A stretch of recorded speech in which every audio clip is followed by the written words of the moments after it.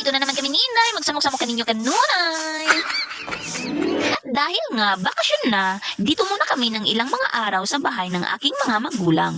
At dahil mabait akong anak, early in the morning, naglinis muna ako sa aming bakuran kay medyo madami namang mga dahon sa yuta. Medyo malaki din kasi ang area sa bahay nila mama kaya kung siya lang ang aasahang maglinis ay baka hindi na makatayo si inahan sa sakit ng katawan. Kaya kung makapasyal kami dito ay inuugali ko talaga ang tumulong sa mga gawaing bahay para naman kahit papaano mabawas-bawasan ang trabaho ni mama. Wow. O diba, sabi ko sa inyo mabait akong anak. Char! Umuwi na kasi si mama galing Japan. Aw, charots lang.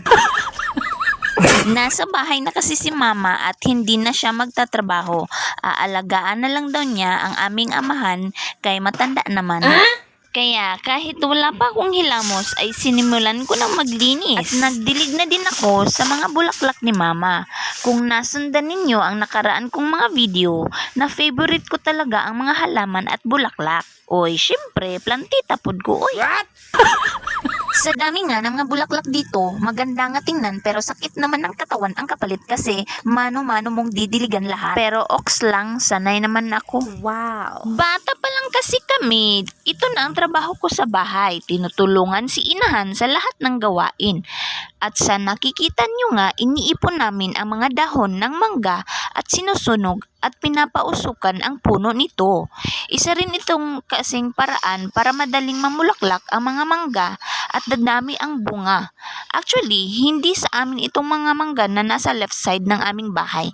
Pag-aari ito ng mga anak ng may-ari nitong lupa na kinatatayuan sa bahay nila mama. Ang tanim na mangga nila mama ay yung nasa right side. O diba, nalilito kayo? Ako din naman. Alam niyo ba, nung bata pa ako, wish ko na sana maging dalaga na ako or maging mature na ako kagaya ng mga kapatid ko. Ngunit subalit natapwat, char. Ngayong lumaki na ako, tumanda, gusto ko na lang maging bata ulit. Hoy, chika galore, kaloka. Pagkatapos nga naming masunog lahat ng mga dahon, ay nag-agahan na din kami dito sa may ilalim na mga mangga. Nami dari karon mama. At syempre, hindi mawawala sa eksena si Inday at isang tiyanak kong pamangkin. Aw. Pagkatapos nga naming mag-agahan, ilang oras ang lumipas, naisipan ni Mister na kumuha ng mga bunga ng mangga na nasa likod ng bahay nila mama. Kit-kit. Actually, si Mister ang nagtanim ng isang punong ito.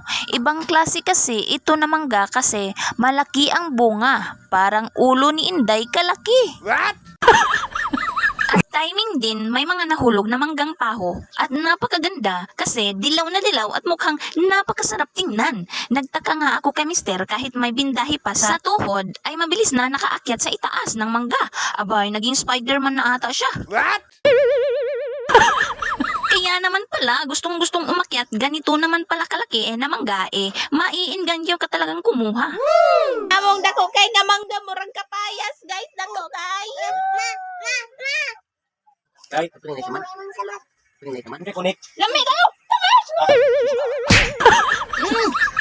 Hindi kayo. Para kecil lebih kecil kumok rasa. Wala siya asam tamis kayo. Nay. Dan aku na yan. Nay na, kumok na no. Kung ganitong tanawin ang makikita ko araw-araw ay mas okay. Sariwang hangin, naglalakihang mga puno, iba't ibang mga bulaklak ay solve na ang araw ko. Walang maraming kapitbahay na mga marites din. Hoy, nag-react ka? Bakit? Marites ka din ba? But anyways, at nung bandang hapon na nga ay nakita ko si mama na nagsisibak ng kahoy. Pero hindi halos maputol yung kahoy na sinisibak niya kasi nga mahina na si mama. Kaya sinabi ko sa kanya ako na lang magsisibak. Dati-rati kasi maliit pa lang ako, nagsisibak na din ako ng mga palwa ng lubi. Yung tangkay ng mga niyog ba? Ambot, anong tawag sa Tagalog doon? I-search nyo lang. Uy, kapag na akong edit. And that's it for today, guys. Thanks for watching. Bye-bye.